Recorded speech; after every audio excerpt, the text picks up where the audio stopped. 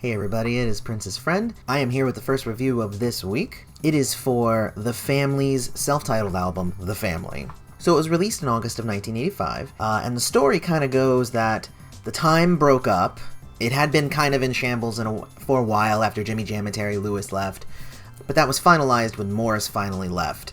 But Prince basically, he had been using the time to kind of push out some of his extra music that he had, so he wanted to keep doing that. So he actually kind of restructured the remaining members of the Time into a new group called The Family. He took the Time's keyboardist, and that his name is St. Paul, and put him as the main lead singer. Jelly Bean Johnson and Jerome Benton stuck around as well, became part of The Family, and Prince went ahead and finished it off by adding Susannah Melvoin, who was Wendy Melvoin's twin sister, and Eric Leeds to the group. Now, Miko Weaver was kind of like technically part of the group. He was in the credits, but he was never an official member, so he did some touring and he did a couple of licks on the album, but he wasn't a member of The Family, but he's worth noting. So all the songs were written by Prince except for one of them, which was written by Bobby Z. There were two of them that were by Prince and Eric Leeds. They were the instrumental ones where the two of them kind of worked. I think they were working through some of their ideas for Madhouse, which came a little bit later.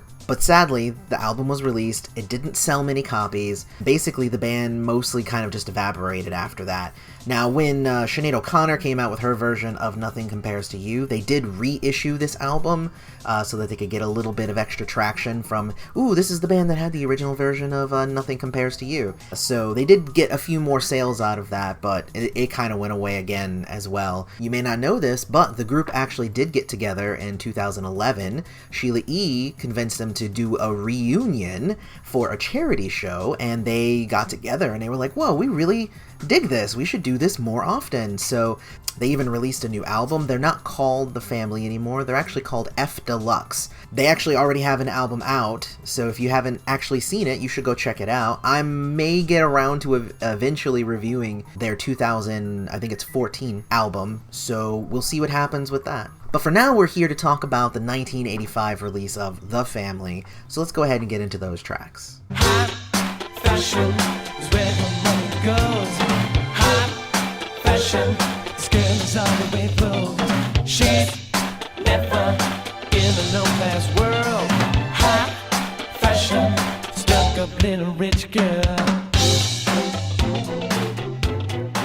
So High Fashion is a fun song to start the album off on. It's got a lot of Prince swagger since it's a song about spending all your woman's money on looking good. When the sax comes in near the end, it picks up even more. St. Paul, I think, does a good job of relaying this song, but you can tell that he's a little bit out of his element where he's talking like a pimp and, he's doing all his stuff, but it's very Prince, and it seems weird coming from somebody who's not Prince. There was also one other thing that I noticed, was when he was singing Money Man at the end of it, it sounds a lot like Sheila E.'s Honey Man.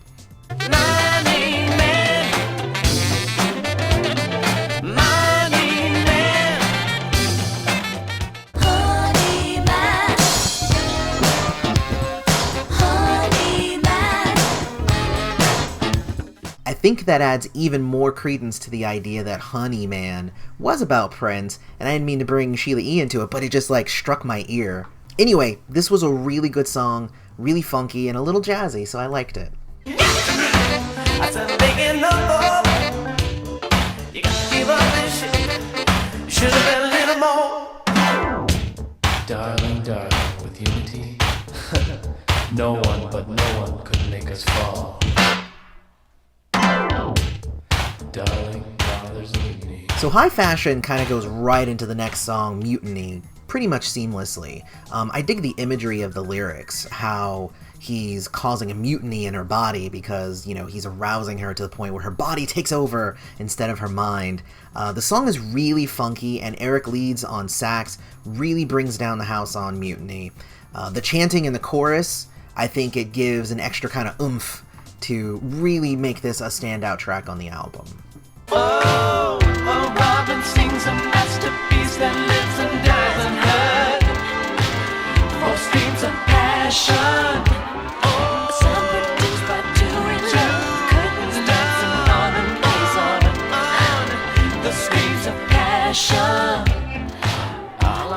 So before sitting down to do this review, Screams of Passion was the only song that I actually knew from the family. It's a really darn good song, and one of those few tracks that I really think that really fits St. Paul's voice well. I think that his voice playing off of Susannah's too, and kind of like going in and out of each other, I think that that worked really well, and I wish that they had done more of that on the album. For the most part, most of their vocals are just them singing together instead of like them singing different parts and kind of going over each other and under each other, and I think that that worked really well on this song, but they needed to do more of it. When it was released as a single, it did reach number 9 on the R&B charts, and it did hit number 63 on the pop charts, which is weird to me because it seems like it's more of a pop song than an R&B song in my mind, but overall, it's a darn good track. And I like the video for it too, because I like seeing Jerome like conducting an orchestra on the beach. It's just kind of funny.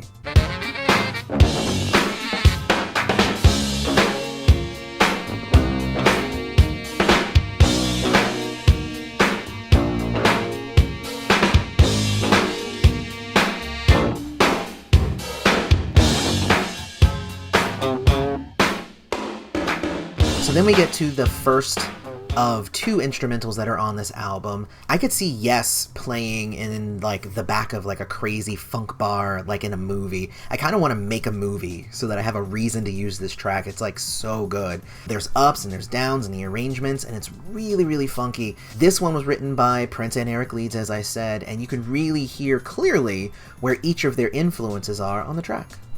How long I cried till the river run dry. How long I cried till the river run dry. All of the air I forgot the silver embers and So unlike the rest of the songs on this album, River Run Dry was written by Bobby Z. And immediately you can hear the difference in the arrangement and balancing of this song. It kind of does stand out as different from the rest of them. I dig the song overall, but the beat and the voice seem very pronounced, while the orchestral addition falls into the background. It seems kind of disjointed. It doesn't even feel like they're part of the same track. St. Paul sings it really well. You can also hear Susannah in the back, but she kind of got lost in the arrangement too. She kind of got shoved to the back. But despite that, I think the song actually could work if it was just rebalanced a little bit, but I do like it. 'cause nothing compares to you. Nothing.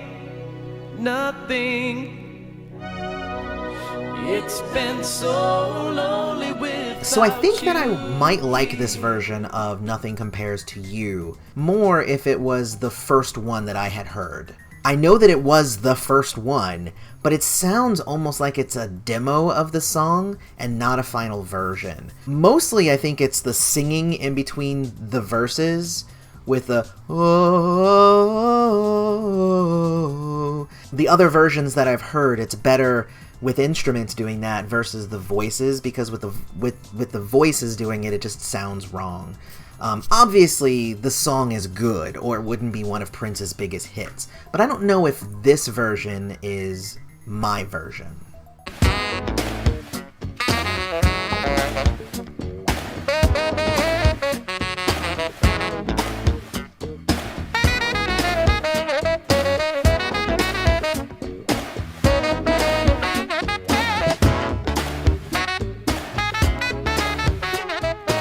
So this is another instrumental written by Prince and Eric Leeds. It's just as funky as the first, but kind of in a different way. This one has a lot more Eric Leeds on it than the first one, but I think I like Yes a little bit more than Susannah's Pajamas.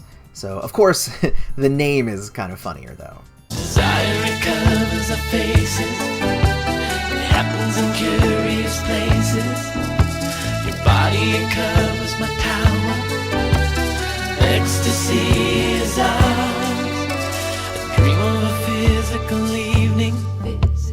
Dream of a physical evening. So Desire is actually a really darn good song, despite the fact that it's basically about trying to convince a soldier's wife to cheat on her husband while he's away at war.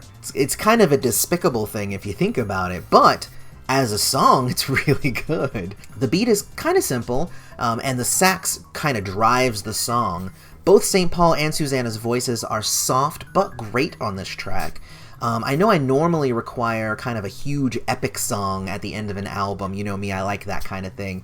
But this one had kind of a whole other vibe to it, kind of like a cool laid-back vibe, which is the opposite of where we started the album with High Fashion and Mutiny. So I think it really fits. So in conclusion, there's nothing really bad that can be said about this album's writing or musicality, to be honest. I think the beats are pretty much sick. It's really funky all the way through. I think it's just awesome all the way around.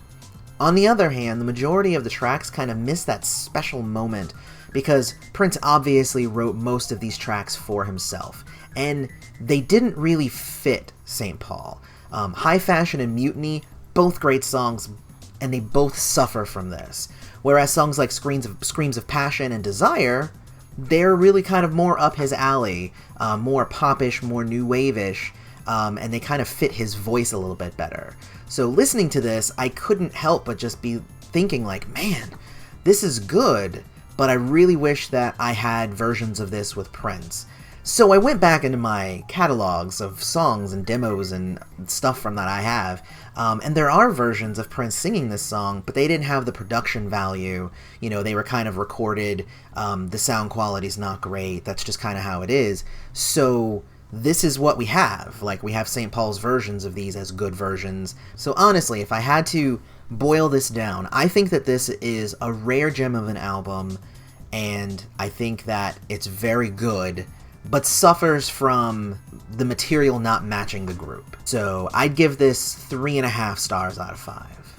But what did you think of the Family's self-titled album? And what was your favorite track? Let me know down in the comments, and I would love to continue this discussion.